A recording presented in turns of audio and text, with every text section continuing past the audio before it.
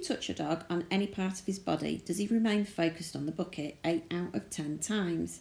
If the answer is, well, yeah, on all parts, but not if I touch his ears or his feet, for example, then you can progress some parts of the body to physical examination while you work a little slower on the areas he's not so comfortable with. Using the bucket game too soon for things like vet visits, treatments, or anything that your dog may be uncomfortable with will ruin the trust that you've built so far. Remember, every time we play this game, we're paying into the dog's husbandry trust bank account. Therefore, our dogs need to be bucket millionaires before we can risk any type of withdrawal, and we must always make sure that we honour our side of the deal and stop if the dog disengages with the bucket. Our criteria for reinforcement in this step is that the dog remains focused on the bucket whilst we introduce brief and gentle physical examination. As always, keep sessions short and make sure that your dog is consistently successful at one stage before you progress to the next. It's more of a pretend examination initially. Start on a body part that your dog is most comfortable with first, but when you do start to carry out a full examination, for the purpose of hygiene, it's best to start on the eyes, ears, nose and mouth, and gradually work your way to the dog's back end. If the dog looks away or shows other signs that may indicate they're finding it difficult, for example yawning, scratching, licking their lips, putting their ears back or tucking their tail under, then take a break or make it easier. Okay, now just run your fingers backwards through his coat so you're looking at his skin. So you lean over him and look at his skin. Good. And if he does turn away, then just pause briefly. So I'll try that again. Good, that's better. That's loads better. Okay, so now look at his back legs. Yeah. Oops, I'll give him a treat, you've marked him.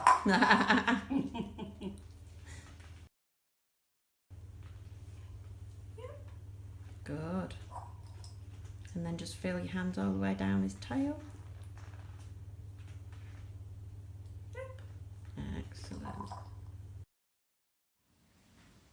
Some body parts are more sensitive than others and so benefit from being broken down into smaller steps. The following training plan is just an example of how to break down examining the eyes, ears and mouth, so please feel free to adapt it to both your dog's and your own individual needs and preferences. Using the bucket game to teach a chin rest. Place your left hand under the dog's chin. If your dog reaches to your hand thinking you've got a treat in it, then start by touching the neck near the collar first. Use your marker word at the same time as you touch the dog. If you started by touching the dog's neck, gradually move your hand so you're now touching under the dog's chin.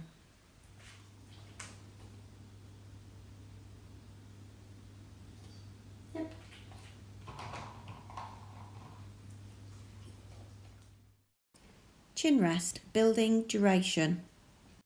Build duration by gradually reinforcing after varying amounts of time. So put your left hand under the dog's chin, count to 1, mark, remove your hand and then feed. The next time you can count to 3, then 2 and so on.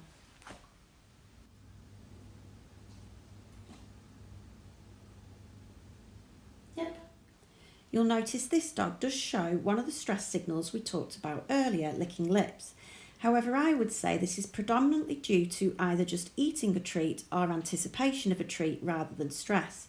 So it's important to look at the dog as a whole, not just one individual aspect. Introducing the nose support. Place your hand under the dog's chin as before and rest your thumb on top of the dog's nose. Say your marker word as your thumb is resting on the dog's nose.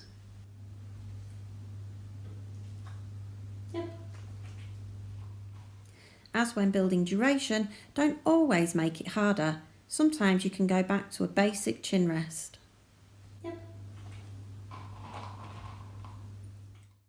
Nose support, building duration. Build duration in the same way that we built it for the chin rest, making sure that you don't build it linearly and you reinforce after varying amounts of time.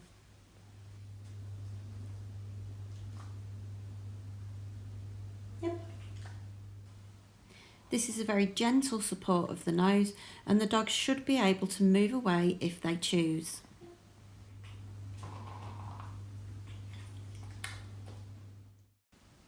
Eye examination. Use the nose support as before and then stroke downwards with your left thumb just underneath the dog's eye. Use your marker word as your thumb strokes downwards.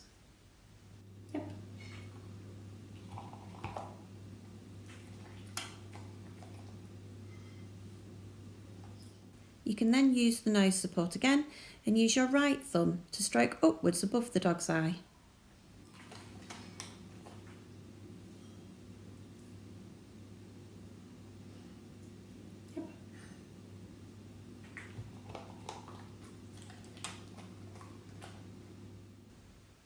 Next, use both thumbs at the same time, gently at first, and then gradually over a period of time, you can start to stroke a little firmer to allow you to open the eye for examination.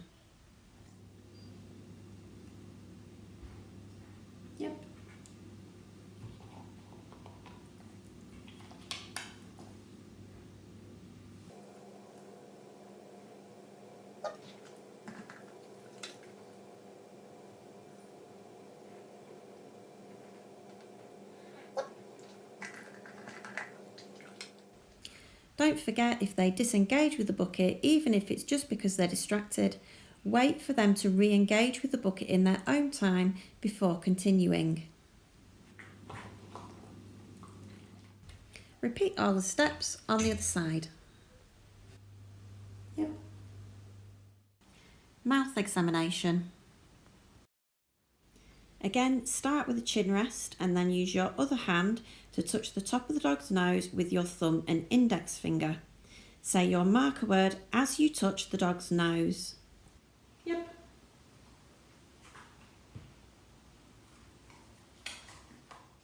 Next, repeat the previous step, but this time slide your thumb and forefinger down either side of the dog's muzzle towards their lips. Say your marker word as you slide your fingers down.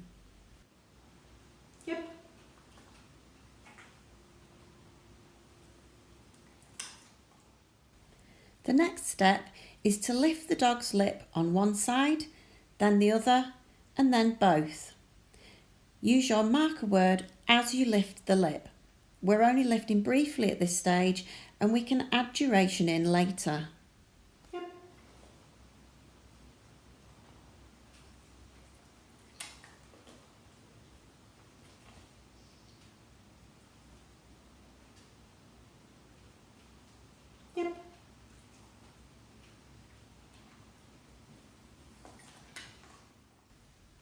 Don't forget to practice lifting the lips at the front of the mouth too, briefly initially, and then, as with all the other steps, gradually start to add duration.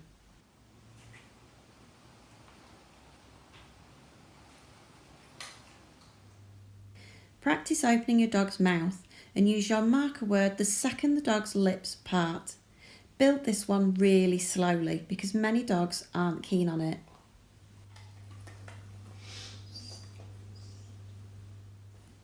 If you would prefer to use a method where the dog chooses to open their own mouth, then keep a lookout for another tutorial coming soon.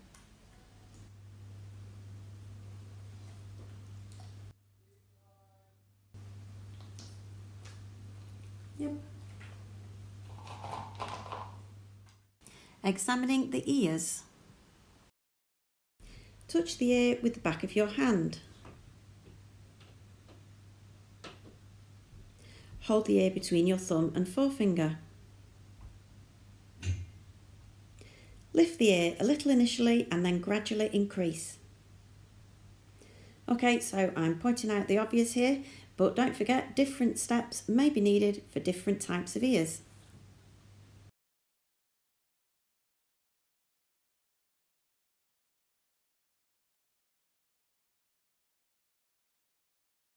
If your dog has any other sensitive areas, then don't forget to break these down into smaller steps too. And just for info, paws and nail trims will be covered in the grooming tutorial. Once you've nailed all of these steps, then practice in different and gradually more distracting environments. But don't forget, you may need to initially reduce criteria.